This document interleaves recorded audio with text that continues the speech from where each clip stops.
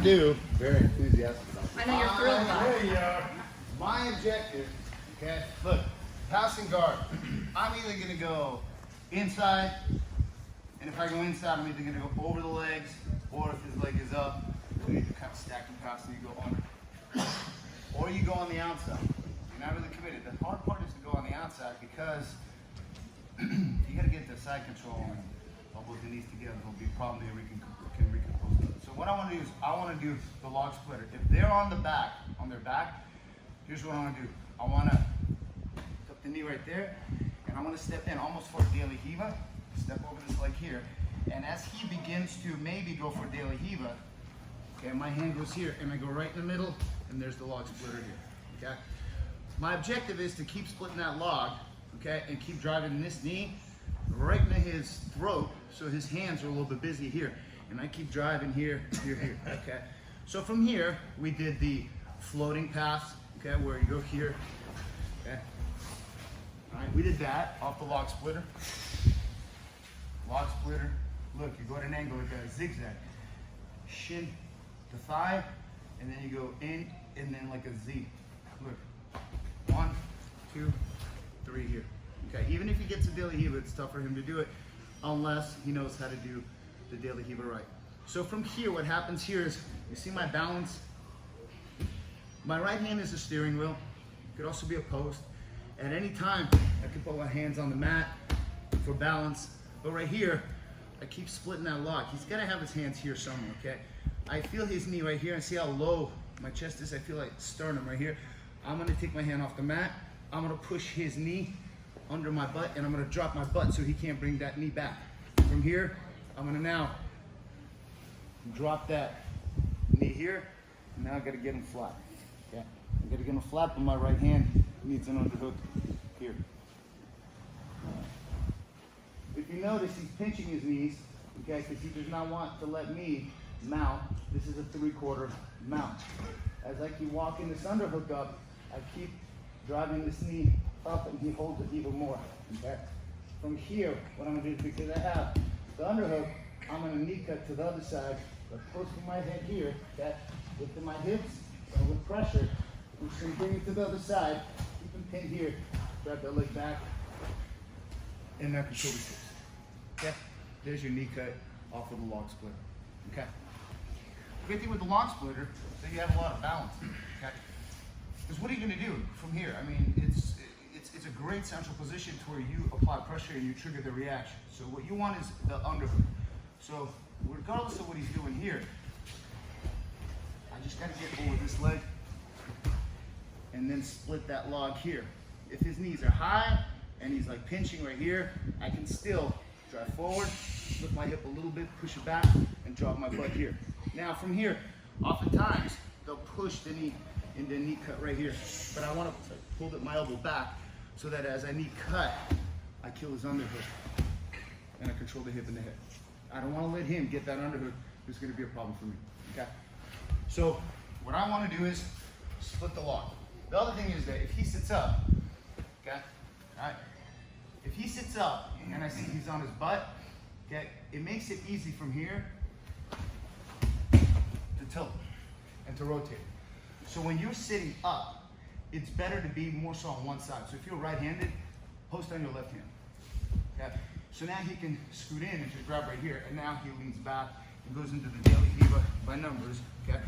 But then I split that log right here and don't even let him get daily hiva. So what you're gonna do is this: your right hand is back to the collar, because this is the steering wheel. I could steer him, I could push him, I could pull him. Okay?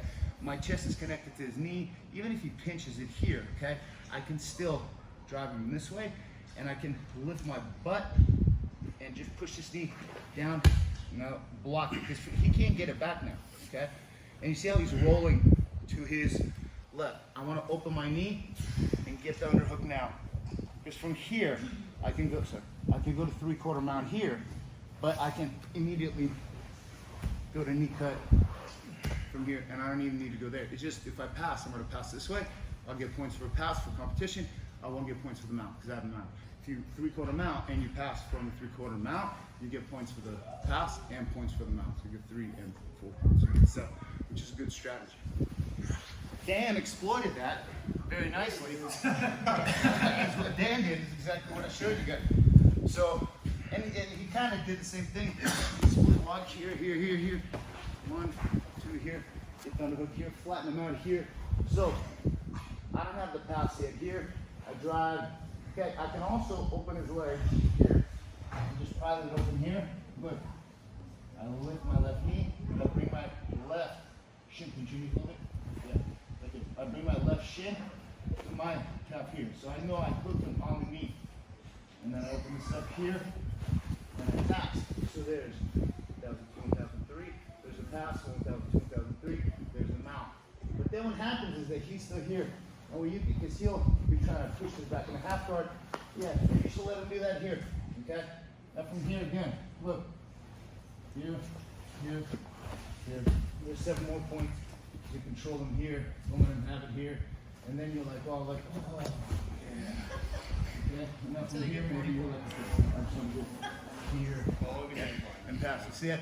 So that little foot right there, it's like pretending it's like staying out, but in all reality, it's going in. So, lock splitter down the middle, and you're going to now use your right knee to just push this hand that's going to be blocking, so you open up that elbow and you get that under.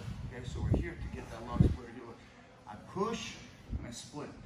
He can put his right foot up, doesn't matter. But 1, under, here. And now as I push this out that way, I'm not going to go all the way. I just want to get this here because see how his hand is pushing my knee from that side in? There's a nice over here, and now from here, I already have the underhook here. And here, I can get this here and the mount. So we're going to do the lock splitter to knee drop or 3/4 mount and yes. So when we were rolling, I was trying to eat a good bit of Eva. Yeah. Is there a good break out of that, or does it go to something else? You had a good Eva So I too. felt like I tried it, and then if I don't break that grip. Well, I'll tell you like this. What you have to think is, are they really committed to daily heat? Because you do a good job of moving, and you'd only be connected with this leg, and then you like backstep, which creates a whole other world. But what this does is that it forces the bottom person to really learn how to utilize the daily heat. And whenever you're playing open guard, you can't stop moving.